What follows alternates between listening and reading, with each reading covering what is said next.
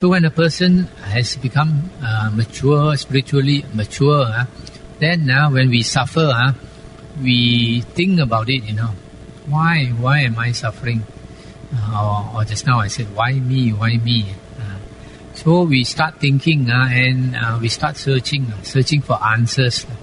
As we start searching for answers, then if we make the effort, then slowly the answers will start to come. In the Bible, it is stated, the Christian Bible, seek and you shall find. Knock and the door shall be opened unto you. But you have to seek and you have to knock. So like myself, from young, I had this tendency to be interested in religion. I was in a Catholic school for 12 years, from Standard 1 to Form 6.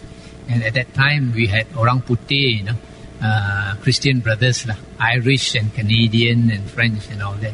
And they were very decent people, very good people. And I was profoundly influenced by them. So I even was determined that I would become a Catholic, that I was going to be baptized. But when I was in Form 6, I started to think, and I had a lot of questions and asked them. They could not answer me satisfactorily. For example, if God is so compassionate, why did He make hell? He doesn't have to make hell, make everybody go to heaven. If God is compassionate, there's no logic why He must make hell and put you in hell to suffer forever and ever. So this type of questions, like for example, if God, they say God is omniscient, He knows the past, He knows the present, He knows the future. So if God knows everything, when He's creating a person, He knows in future this person is going to heaven or going to hell, isn't it? If he's going to hell, put on hold. Don't make him suffer, isn't it? So a lot of these things, they could not answer me satisfactorily. So I left Christianity for many years. And then I was without a religion for many years. And then lived quite a worldly life until things started to show me the way again, It's very funny, life, when your karma is such that it leads you in a certain direction. For example, when I was a young man, I see people gambling. I was so tempted to gamble, So I go and gamble. Then each time you gamble, you lose, Every time you gamble, you lose. So I got fed up and don't want to gamble anymore. So you see, my karma is so good that every time I gamble, I lose. But stupid people think, your karma no good. Actually, it's very good because after that, I never gamble. But sometimes you're tricked by winning. You win, you're tempted to gamble more and more. And suddenly, you become bankrupt. Everything is gone. And then you go and commit suicide. So I after that, I was so worldly that I used up a lot of blessings. After I used up a lot of blessings, you know what happened? At night when I dream, I start to dream of ghosts. Night after night, I dream of ghosts. Now only I realize why, Why? Because you use up all the good karma. You've gone to that level, where you're going to be reborn as a ghost. So you've gone to that frequency. So because of that, this warning start coming already. So if people start seeing ghosts also, you have to be very careful. Your karma is no good, that's why you see ghosts. If your karma is good, you'll see deva instead of ghosts.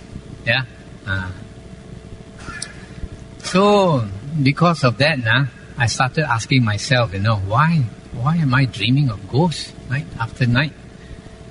Then I started to think, maybe I'm not happy inside. Outside everybody see me, you're a young bachelor, got a good job, a lot of girlfriends, should be very happy, isn't it? But inside, I was not happy because my nature is such, I have to walk this way. So I went back on this spiritual journey again, and to study the Bible, and to study the Quran, study Hindu books, studied Tao Te Ching, studied the Sikh religion, studied Baha'i, until eventually I came to the Buddha Dhamma. And when I came to the Buddha Dhamma, then I learned a lot of lessons, spiritual lessons from the Dhamma. Everything is impermanent. Because everything is impermanent, it gives us dukkha, suffering. Then, because I was led to this, I have to walk this path. So, when I was new in the Dhamma, all these things started to show, In my office, one by one, the workers died. One died of cancer. Another one was working in this big septic tank. And I was watching them working, a few workers working. Suddenly, one guy, he was about 50 years old, very tough Malay guy. He went to one corner and squatted down, clutching his heart. So, I could see he was not well, so I left him alone. Half an hour, I had a look, he's still there. 40 minutes or 45 minutes, I went to see, he was still clutching his heart.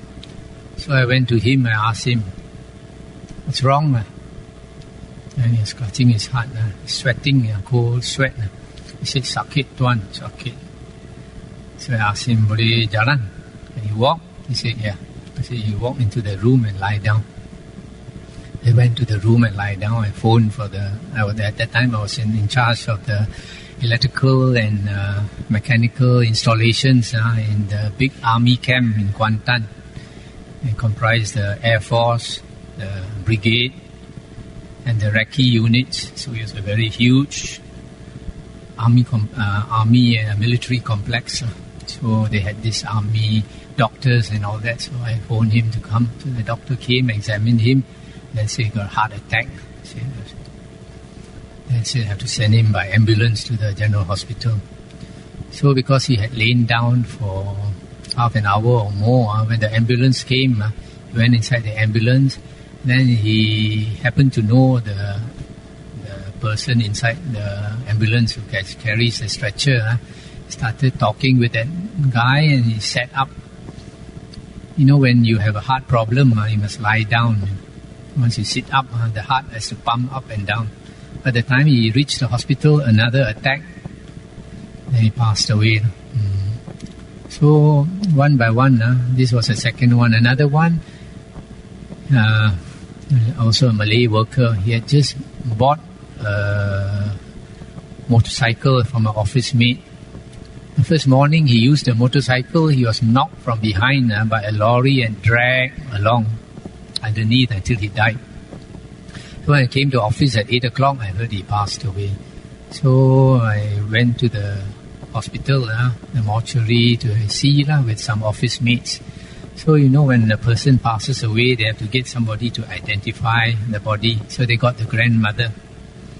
So, Malays, if their relative passes away, they are not allowed to cry in front of the corpse, When the grandmother saw the grandson all scraped by that and died, she shouted, "Choo-choo, choo-choo, oh choo-choo," and started crying and bawling away.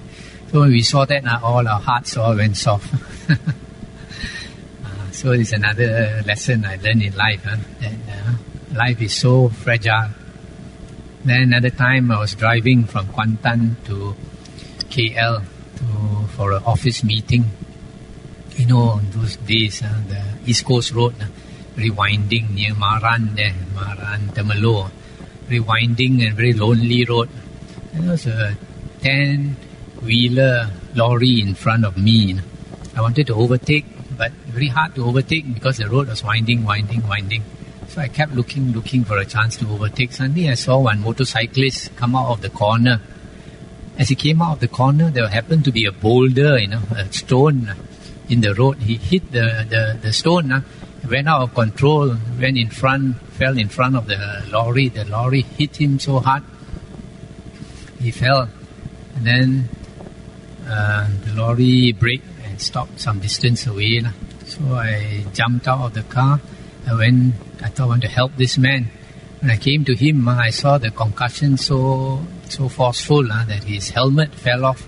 Not only that, it knocked him so hard, the skull opened up, opened up. I could see the brain. the white brain immediately turned red as the blood started flowing out. This fellow was shaking and dying like a dying rat. So I just stood there and did some chanting for him. That time I was following Mahayana, Tape Chou. So I stood there, chanted, and then the lorry man came. When the lorry man saw him, he was shocked. The lorry man tried to explain to me, not his fault and all that. I just shook my head and continued chanting. Then he walked away into his lorry and drove away. When he drove away, then I realized I didn't take down his number. So I chanted until this man passed away. No car came, that road, so lonely, the East Coast. So after that, I drove to another 5 miles, I think, to the nearest town and reported to the police. So I think this thing happens so often. The policeman asked me to write a report and said, never mind, we go and pick up the body. After that, they never called me. So then another lesson. How many already? 4 already, 4 persons died. And then the 5th one, I was in this military air base, the Kuantan airport, this landing strip. So we are in charge of all the runway lights. So I asked the men to change the lights there. And I was walking on the runway, seeing them doing the work. Then there was a big important day coming up. So these airplanes were all training. At that time, the one jet, they'll come down, and then when it's near the VIP stand, they flip, they flip over like that and then go up vertically. So one by one, the planes were coming down like that. So I was just walking there. Then suddenly one plane came down. Then when it flipped, the wing hit the ground. When it hit the ground, it somersaulted and burst into flames, Then I saw, I got a shock, I said, this can't be real, It's like a TV show, Then suddenly, one man shouted, it's going to explode. I asked everybody to lie down. So we all lay down on the ground. Then after that, the fire brigade came and put out the fire. Then later we learned from the Air Force, there were 2 pilots inside. When it somersaulted, one of them, the head was cut off. The other one burned to death. So when we saw that plane burning, you have a very difficult feeling, somebody needs your help, but you can't go near because it can explode anytime.